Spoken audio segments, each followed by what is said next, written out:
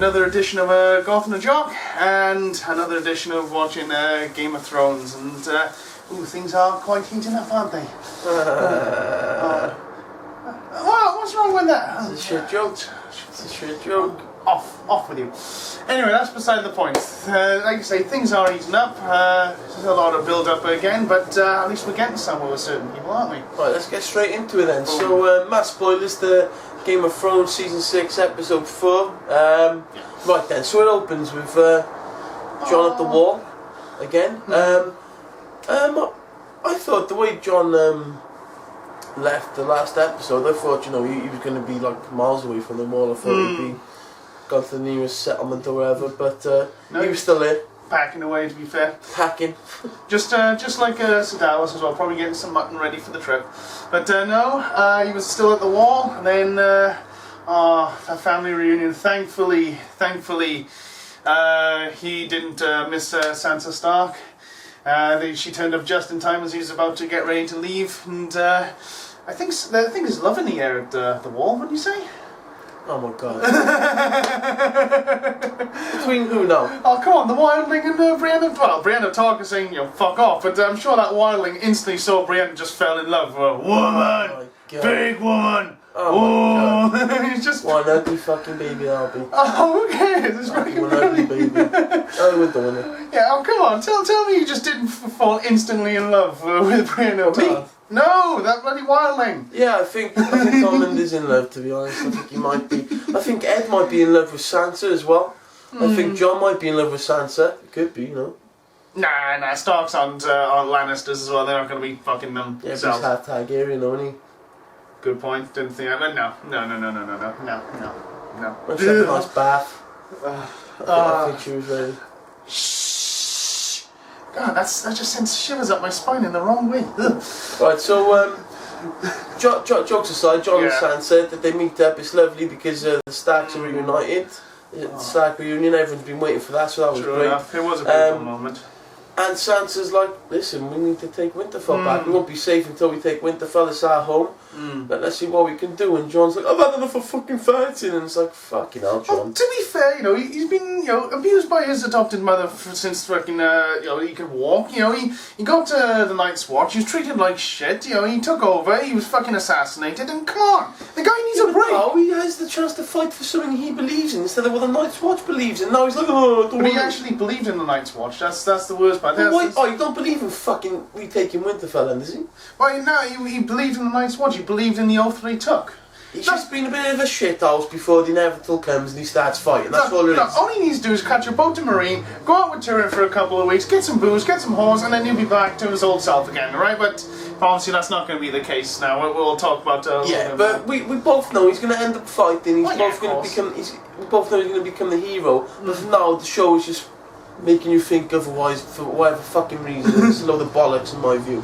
To be fair, he looked good in Stark armour though, didn't he? He was wearing the Stark armour, the same armour that Ned Stark had, Yeah. It was pretty good. Exactly, so you might as well fucking use it. It's wrong, isn't it? Fair enough. Right, okay, so, so that's the wall done for now. Moving on to the Vale. We all know who's in charge of the Vale, Littlefinger. He's just pulling the things. However, there was a bit of a back and forth between one of the lords who was a bit pissed off with Littlefinger, but basically Littlefinger's in charge, on certain terms. However, Littlefinger is mobilising the Vale to go north. That's... we need to go help Sansa Stark. We need to rescue her, simple as. Is that what's going to happen? No. He's going to use it for a power struggle. Of course, he's going to try and think he can get his great hands on the north. But for all intents and purposes, he's telling everyone, we're going to save Sansa Stark. No, we got to be honourable. And look what she's gone through. Oh, naughty. I hope he checks that little prick for the moon door. And what about the fat prick that was giving Littlefinger shit? Do you think he should go too? Nah. But again, build up with the Vale. Yeah, build up with the Vale, they're entering the fray. Finally, at long last. Alright then, so Meereen, Tyrion makes a couple of deals. It's getting a bit hot. Is that... What do you think of Tyrion's judgment then? I think Tyrion's trying to lull them into a false sense of security. The Masters, you know, he's like he said to Grey Worm and the lass as well. Look, you're an Unsullied, you're an ex-slave, and I'm a dwarf. They're going to underestimate us. Let's use that to their advantage. Though, to be fair, he has got an uphill struggle. No one trusts him. Grey Worm and obviously the lass don't appreciate the deal he made. The Masters are obviously kind of taking the piss out of him. The people of Meereen are going, why are you dealing with them, and yada yada yada. All he's just trying to say is, trust me, I know what I'm doing. 7 years a slave? I don't think he'll actually abide by that. I think he wants to get him close enough so he can destroy them all. Oh yeah, most probably. He like I said, he only had a small stint, but even he has witnessed the horror of slavery, and he doesn't agree with it. And and Westeros has not had slaves for centuries, but as you said, he's playing his little games. He's trying to get the Sons of Harpy out the open so he can wipe them out, and then he's just going to destroy the Masters.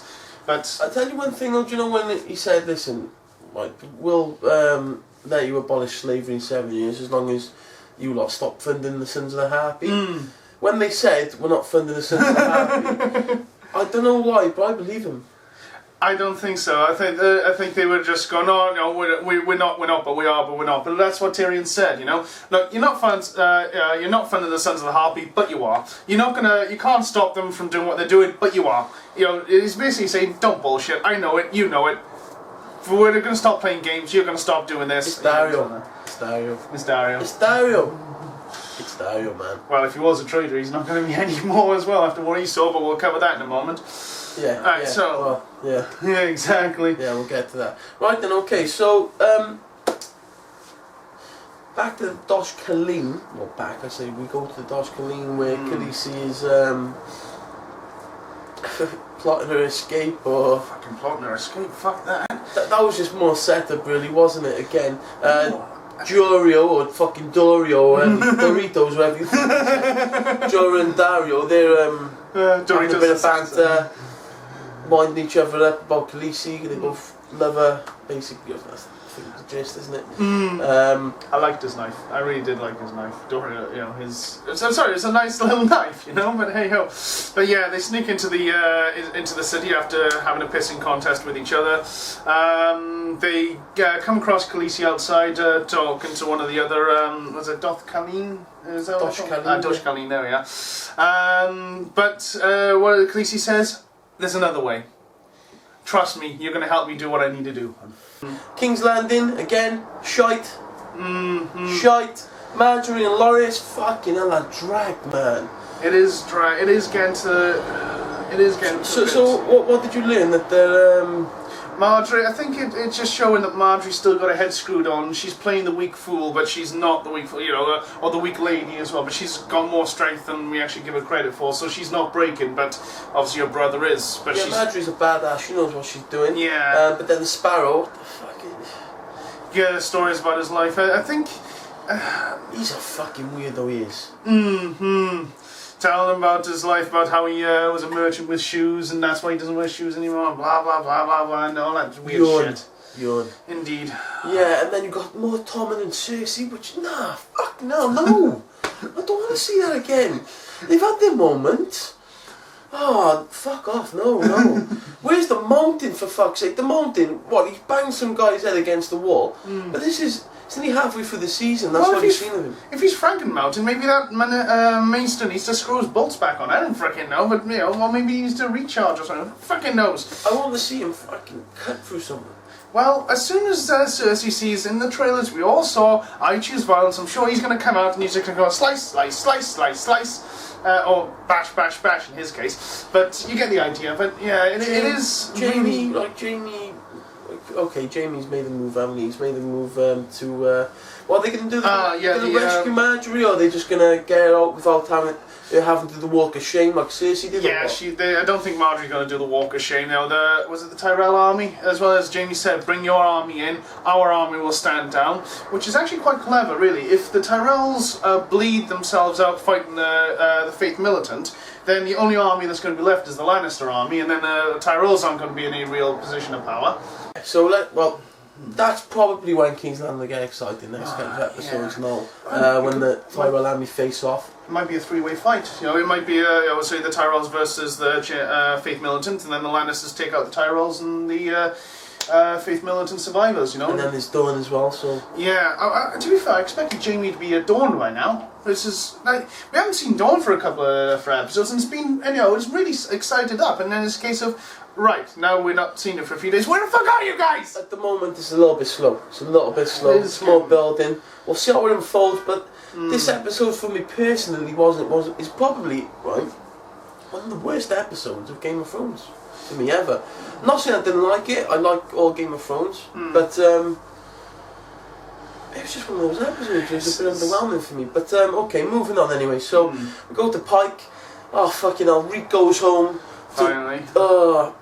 And they're going to have a King's move and he's going to support his sister. Can we move on from there? Because that's all it is. Yeah, basically, yeah. It was a sister-brother bonding moment. Sister gave brother shit, and then it's oh, you need to rule the Isle. They sent me back your cock, I came and rescued you. I couldn't put you back together like a jigsaw. But that's beside the point. Yeah. It's a shit moment. Boom. Fuck off. Okay, yeah, off with you. I've just recently found out the term for this is called filler. It's where... they just try and fill the episode up with stuff that doesn't progress the story. So that's what happened here with Ramsay killing Osha the Walding. Yeah. Bless her. She's looked after Rickon. Now she's fucked. To be fair though, she was planning to assassinate Ramsay, which kind of puts onto the theory. Well, that's their only chance, wasn't it? Well, there's that. Then again, it does lend weight to the theory that Rickon went there voluntarily to take out Ramsay. To be fair. You know, best bait, a Stark, a wildling no one really pays attention to, and then boom. Unfortunately, Ramsay knew it was coming, so... No, well it does, yeah. Rickon could be there by choice. Could be. Moving on to the letter that he sent to Jon Snow as well. No, this is more like it. The pink letter, this is what it's called. In the books, the difference is that the letter is sent to Jon, and then he decides... to go and retake Winterfell, and that's when his brothers of the Night Watch kills him. But obviously they've twisted it around in the show. I like the change because Sansa's there, it adds more weight. The wildlings will march with him. And do you know what? You said on the last episode we recorded, the Battle of the Bastards, you said as well, and I said that would have been a beautiful term if Ramsay or Jon Snow said, come on, let's have it out, Battle of the Bastards thing. And Ramsay did exactly that. Jon Snow, you bastard. Come and see Winterfell, you bastard. I've taken Winterfell. I've got your brother. I've done this. Come and see. I'll rape your sister. He's basically... The brothers in the dungeons. Yeah, just constantly building him. It's just like, in one hand he's saying, I've got all these hostages and all these assets. Don't even try and take Winterfell, but come and try and take Winterfell. Let's have a battle of the bastards. And you called it, bang on.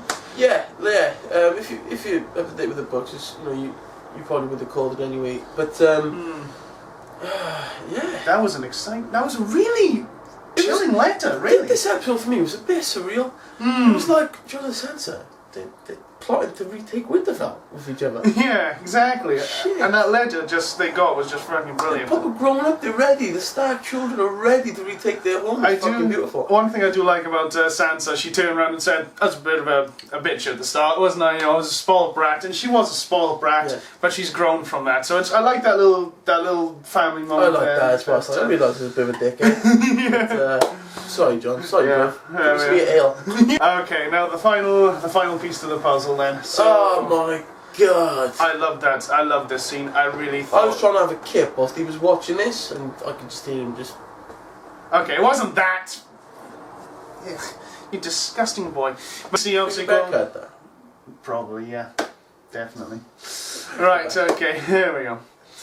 Right, so, boom. Obviously we're talking about Khaleesi taking over the Dothraki. It was a fucking amazing moment. Yeah, it was great to see Khaleesi finally do something badass for fucking the first time in bloody 3 seasons. But you didn't see it coming. That was the best part. She goes before the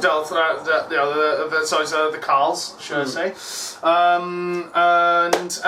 They're all talking about raping her with their horses and shut up you stupid white bitch and whatnot, blah blah blah blah blah. And she just turns around and says, you're not worthy to rule the Dothraki. I am.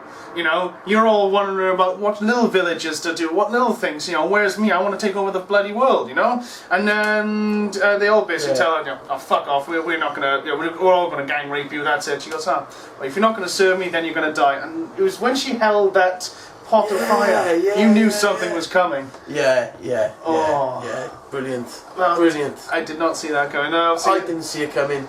I thought, oh my god, watch fucking Dorio and Jario or whatever the name is now, just bust through the door and save him somehow, and exactly Jorah get killed. Jack Khaleesi, I didn't expect Khaleesi to escape with Jorah and Dario both alive. Well, she did. With fucking 10,000 people bowing. Exactly, that was the best part. You know, you know, she just, you know, obviously wooden place, lots of fire, boom. But you know, it kind of goes on to what we said in the last episode. We were kind of, you know, oh, Khaleesi, we was naked, but we didn't see anything. And I said it in the last episode that if it, body double. No, well, body double or not, it doesn't freaking matter. The point is, I say Khaleesi shouldn't be naked if there's a reason for it. And to be fair, that was a powerful scene when she walks out of that temple on fire with nothing on. She looked fucking dangerous. She looked like she's had a fucking nut. All of you fucking bow to me because I'm the fucking daddy. Yeah, or the mammy in her case. I'm the mammy, I'm the fucking Do you know mammy. what? She almost seemed godlike in a way, to be fair. She did. She seemed like she couldn't be fucking asked with this shit anymore. She had enough of people fucking around. But when she put the fire, pushed the fire over and the music kicked in, you knew something sinister was happening. And oh, that's Mad Queen. Badass queen, more like. I don't know about Mad Queen. She does have that twinkle in her eye. I won't deny that, but she is a badass queen. You called this well, mate. In our season 6 predictions, you actually said that Khaleesi would bend the Dothraki to her will. I was worrying for her. Like, I was like, oh no, she might get killed. You never know, blah blah blah. I was full of shit. Yeah, but well, now what's she gonna do? She's got the Dothraki, she's got the Unsullied, she's got the Second Sons. Back to Meereen, chop off Tyrion's head for fucking getting slavery back. Nah, by the time she gets there, Tyrion would have had the problem sorted. Tyrion would have wiped out the Sons of Harpy. She's gonna have the Dothraki, and then she's just gonna go. Let's go to Westeros. She is 100% going to Westeros at the end. By the end of this season, 100%. Oh, aye. 100%. Boom. Well, that's... Oh my god, and that is going to be the fucking scene. But that's basically it then, guys. Like, comment, subscribe. Thank you very much for watching today. Okay, he's on holiday in the next episode, so it'll just be... I'll let you have a little chat with him, mate, so they can get excited for the next episode. Yeah, I'll be doing all the work, and he'll be in the sun, probably insulting me on Facebook or something, sending me some messages going, ha ha ha. But anyways, like I say, like, comment, subscribe. We'll see you next time. Bye bye.